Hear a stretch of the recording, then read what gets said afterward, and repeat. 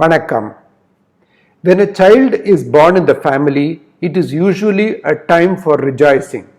But when it is noted that one of the upper limbs of the child is not moving at all, it comes as a shock not only to the family but also the treating physician. So immediately the hand surgeon, plastic surgeon, orthopedic surgeon or the neurospecialist is called in to give an opinion. When an opinion is given in such a case, there are two things that are expected. One, how has this problem occurred and is anyone at fault? The second question to be answered is, what is the prognosis now? To answer both these questions scientifically, we need to understand the entire etiology of birth brachial plexus palsy and the historical events that led to their understanding. We shall see all these in this video.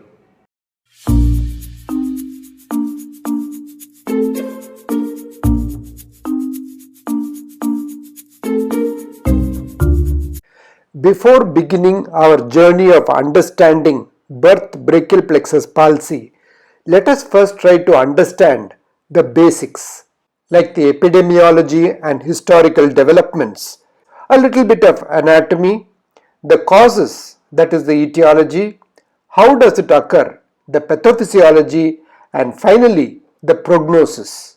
The incidence of birth brachial plexus palsy is about 0.38 to 1.56 per thousand live births. This is a large number. This range is because the type of obstetric care and average birth weight differs in different geographical regions. It is actually interesting to note that this range or the incidence has not changed despite increased awareness of the condition, increased rate of caesarean section delivery and higher prevalence of fetal macrosomia. With such a wide incidence, it is obvious that history is full of examples of people who have had this condition and paintings with subjects showing the features of birth brachial plexus palsy. Naturally, the physicians were also interested in the management of such a condition. If we talk about the history of the management of birth brachial plexus palsy, there are four important names to remember: William Smellie, Duchenne, Erb, and Klumpke. William Smellie was the first to have reported such a condition way back in 1764. This is a picture of the original manuscript in which he reported his case. The term obstetrical paralysis was used for the first time in 1872 by Guillaume Benjamin Armand Duchenne of Boulogne. His photograph of a 6-year-old boy with typical shoulder and elbow presentation caused by what came to be known later as the Erb-Duchenne brachial plexus palsy is characteristic.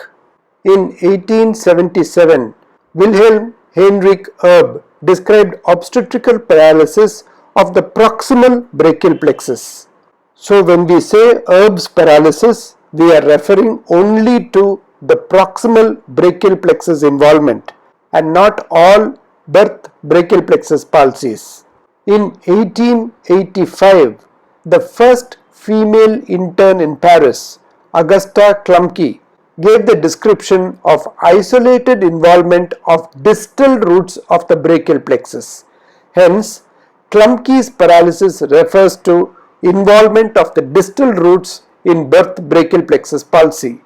Simultaneously, both experimental studies challenging the obstetrical cause and anatomical studies to understand the pathology were being conducted. The first point to understand is the anatomy of the brachial plexus.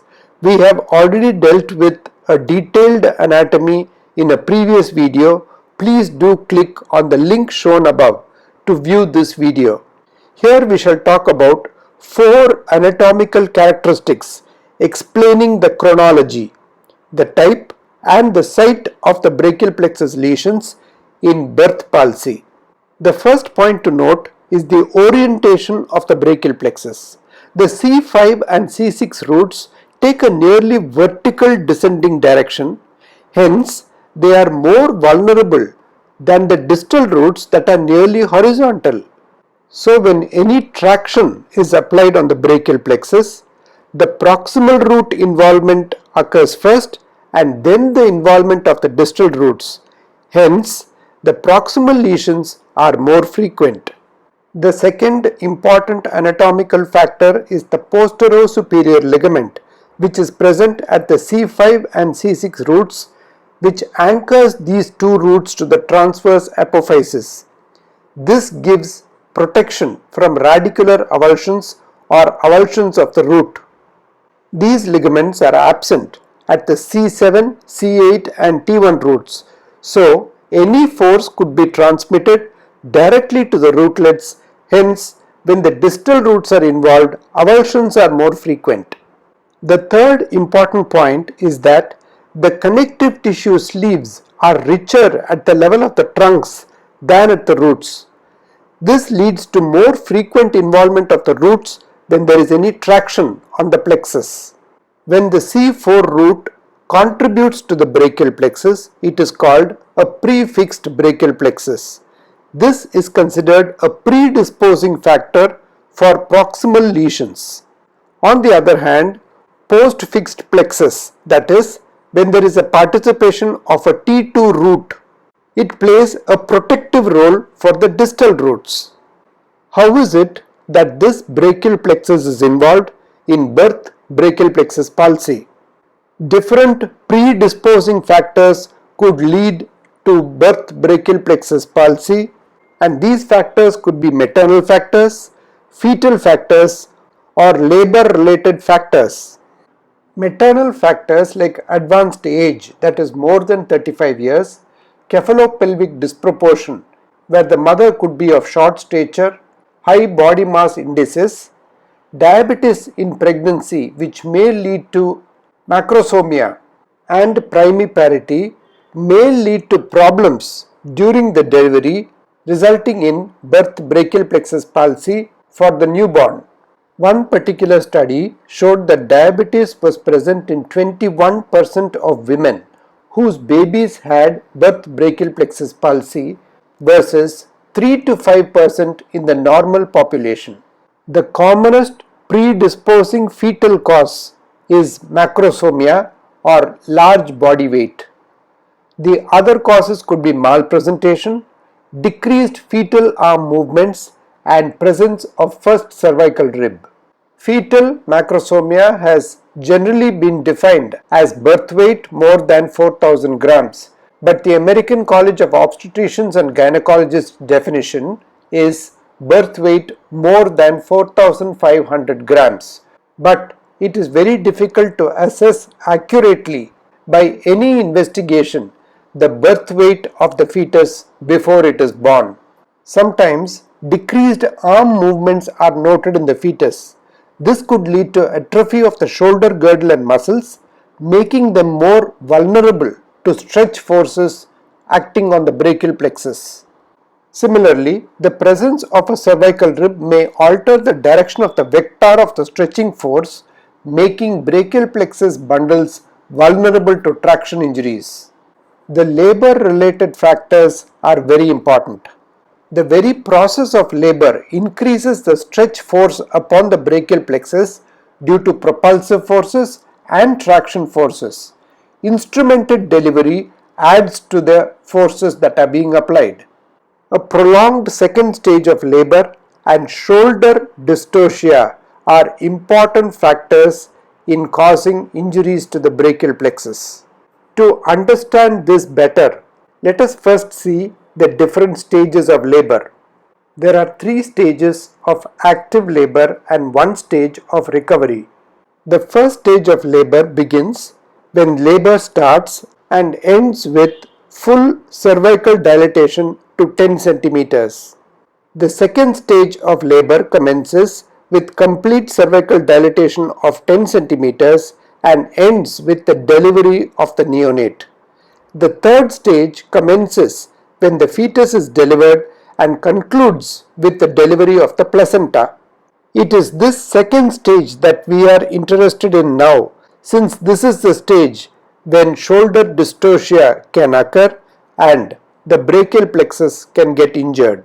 What actually happens in this stage is that after cervical dilatation is complete, the fetus descends into the vaginal canal with or without maternal pushing efforts. The fetus then passes through the birth canal via 7 cardinal movements. Then the head delivers. Next, the shoulders must deliver. This is when the problem can occur. Obstruction of the aftercoming shoulders following delivery of the fetal head is called shoulder dystocia. This can be clinically recognized when the delivered head recoils against the perineum, otherwise known as the turtle sign. Spontaneous restitution does not occur, and failure to deliver with expulsive effort also. This usually occurs with babies with a higher birth weight or mothers with a cephalopelvic disproportion. If such a situation arises, the following should not be done: panicking, pulling on the head, pushing on the fundus, or pivoting, that is, angulating the head with the coccyx as the fulcrum. Instead, maneuvers to help deliver the baby out safely and prevent injuries must be done, like, for instance, internal rotation, McRoberts maneuver, or suprapubic pressure. There are many other techniques which can be followed to deliver the anterior shoulder.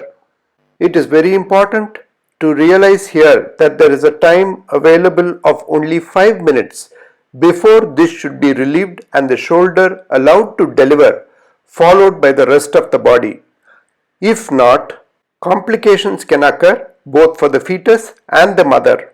Fetal death, asphyxia and other sequelae, fractures of the clavicle and humerus, and birth brachial plexus palsy can occur. In the mother, postpartum hemorrhage or even uterine rupture could occur. Since left occipito-anterior LOA is the commonest presentation of the fetus in vertex presentation, the anterior shoulder or the right shoulder gets obstructed in shoulder dystocia. But this means that we must see mainly right-sided birth brachial plexus palsy lesions. But this is not so, because the number of right-sided brachial plexus palsy lesion does not correlate with the number of left occipito-anterior positions. The posterior shoulder involvement can also be seen when it is obstructed by the maternal sacral promontory. In breech delivery, brachial plexus injuries can occur when there is a difficulty in delivering the aftercoming head. So far, we have seen that some injury occurs to the brachial plexus during the process of birth. What actually occurs? How are the nerves of the brachial plexus affected? There are actually various ways in which the injuries to the brachial plexus can occur.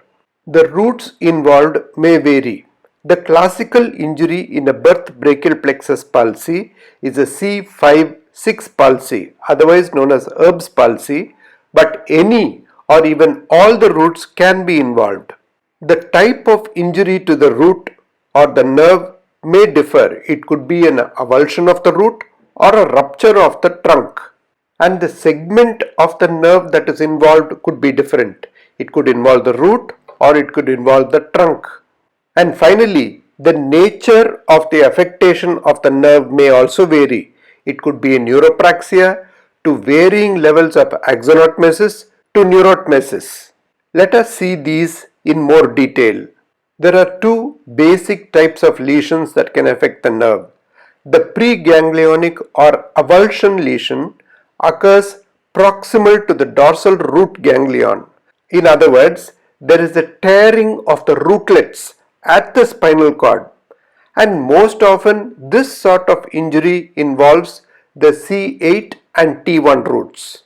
When this diagnosis is made, primary repair of these nerves is not possible. Hence, other techniques like distal nerve transfers or muscle transfers or tendon transfers needs to be planned. As opposed to this, the lesion or injury can occur distal to the dorsal root ganglion. This is known as the postganglionic lesion. This postganglionic lesion may be of different types. They could be classified according to any of the 5 grades of the Sunderland classification or the 3 types according to the Seddon classification. In Sunderland grade 1 lesion, there is only a loss of conduction. There is no disruption of the axon, endoneurium, perineurium or epineurium. This comes under the classification of neuropraxia under Seddon classification. These type of lesions usually have a good prognosis. In Sunderland grade 2 injury, there is a loss of conduction and a disruption of the axon alone.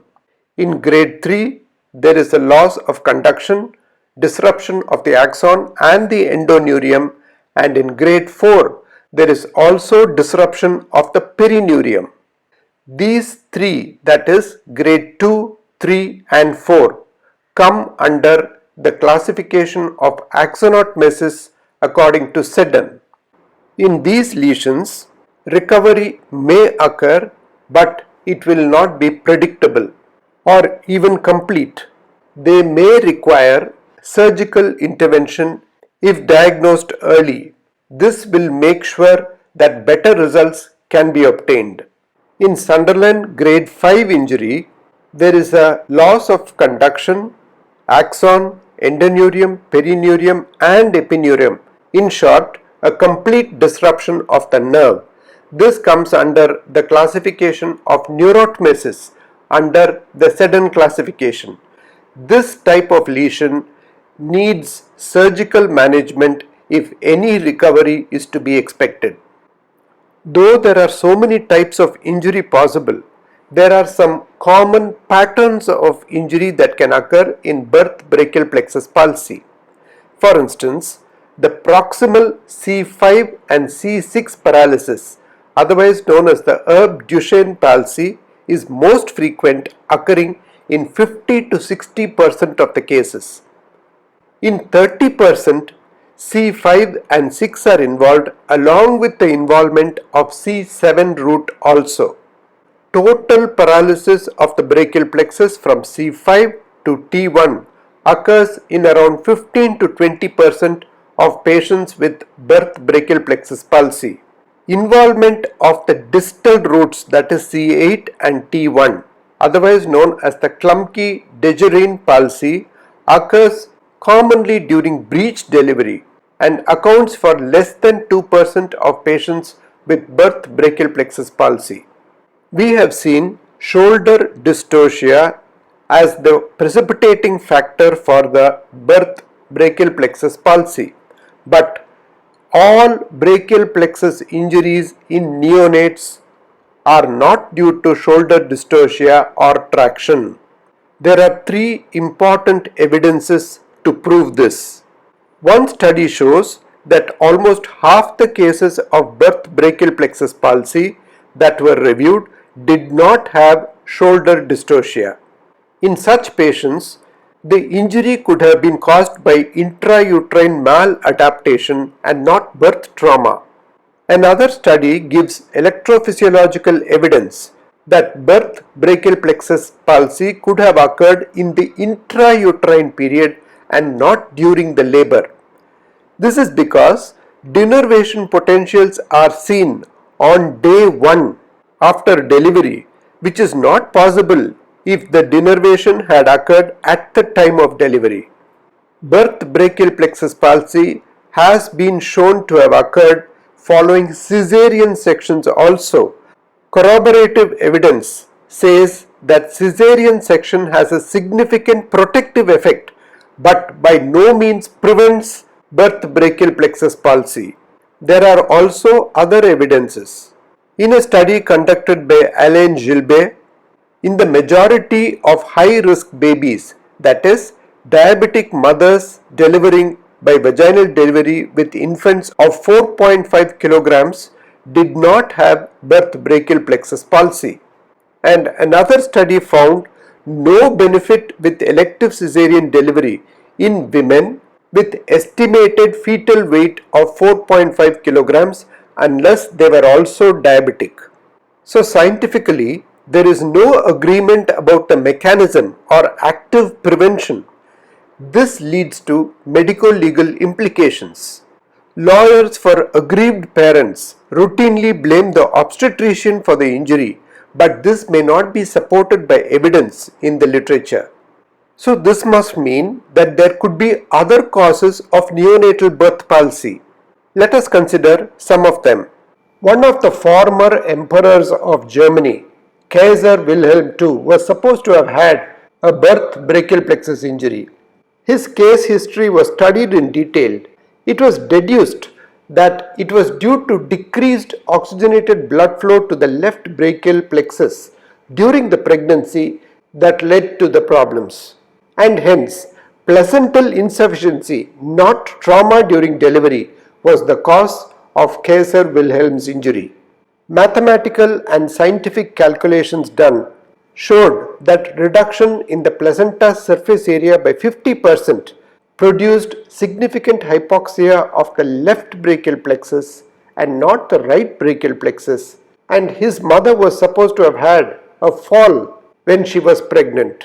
A rare cause of neonatal birth palsy is known as familial congenital brachial plexus palsy. It presents as an arm deformity at the time of birth and weakness like brachial plexus palsy, but there is a positive family history. There is a report of one family with 8 affected members. Chromosomal studies were normal and there was no history of maternal uterine malformation. This was found to be an autosomal dominant disorder with incomplete penetrance. Maternal uterine malformations can also cause neonatal birth palsy on their own.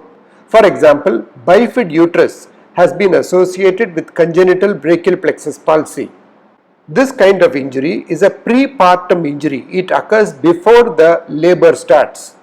It is associated with limb contractures, forearm atrophy, smaller size of the hand, and decreased humeral bone calcium density.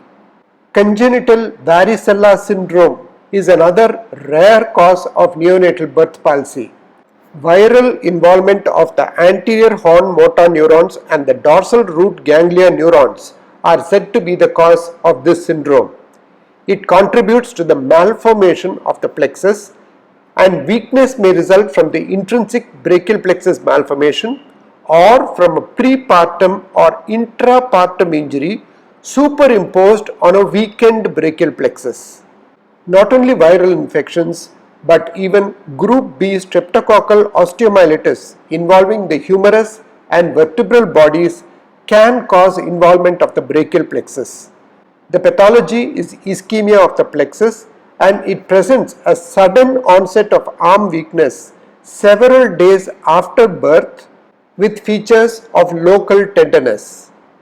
Exostosis of the first rib can also involve the brachial plexus at the level of the divisions. A bony mass is characteristically felt under the clavicle. Diagnosis is by conventional radiology. Tumors originating from or involving the brachial plexus in neonates is quite rare, but neurofibromas and myofibromas have been reported, which present with slowly progressive arm monoparesis with shoulder paresthesias. Rhabdoid tumors present with rapidly progressive arm weakness and a supraclavicular mass. There is another condition called intrauterine maladaptation. This needs to be thought of when there is apparent intrapartum brachial plexus injury without history of significant traction. It is believed that propulsive force generated by spontaneous or provoked uterine contraction caused this affectation of the brachial plexus. This condition assumes significance when there is a poor correlation between predisposing factors and birth brachial plexus palsy. In fact, the occurrence of other congenital peripheral nerve injuries not related to traction, for example, congenital facial and congenital peroneal nerve palsies have also been reported. Once a baby is seen with a birth brachial plexus palsy, we need to understand the prognosis. This is important not only for the family to understand what will happen, but also to the physicians to formulate the treatment protocol. Because if the prognosis is good and it is most likely going to recover, there is no need to operate. But on the other hand, if there is a poor prognosis for spontaneous recovery, active management protocols need to be adopted. But there are no standard claims on prognosis from various studies. This is because each study will have its own selection bias, the heterogeneity of the brachial plexus lesions, and the diversity of the evaluation measurements. All these make the prognosis variable. Generally, it has been thought that birth brachial plexus palsy lesions are most often transitory, and 75 to 95% of cases go on to complete recuperation or recovery. But recent studies report a lower rate of around 66% full recovery, with a residual deficit in 20 to 30% and considerable alteration of function in 10 to 15% of cases. What does the prognosis depend on? At birth, it is only based on clinical criteria. A total paralysis and presence of Horner syndrome are indicative of a poor prognosis. The final prognosis, of course, will be related to the type of nerve lesion. After birth, during the follow-up, the quality and the speed of recovery will offer some information on the prognosis. A clinical examination needs to be repeated at least once a month, and of these, the biceps muscle testing is supposed to be the simplest and most reliable monitoring indicator. Now, the whole aim is to identify the cases in which early nerve repair could contribute to a better functional result than conservative management. But that depends on the clinical examination, which we shall be seeing in the next video session. I hope you enjoyed the video. I enjoyed making it. Please do click on the shown links to see more about what is in store in B2P2, that is birth brachial plexus palsy. And do not forget to subscribe to stay connected with the latest in learning hand surgery, trauma surgery and ethics. Vanakkam.